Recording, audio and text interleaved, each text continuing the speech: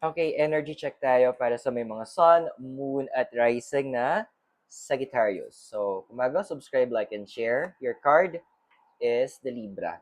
Sagittarius, it's time to be balanced na. Paalala lang ng card sa'yo, di ba? Ikaw yung house of long travels, philosophy, and higher knowledge.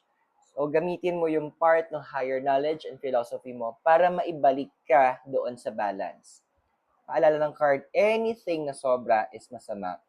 Anything na kulang is masama din. It's time that you set your priorities properly. Kasi may mga projects ka, may mga tasks ka, duties and responsibilities na medyo nakaligtaan mo na. And it's time naman na medyo balik-balikan natin sila so that you could fulfill them and you can move forward with the other tasks na nakalinya pa para sa'yo. So I hope nakatulong yung reading. Those are for guidance purposes. Use your free will wisely. Kung bago ka, subscribe, like, and share para magkita tayo sa next video.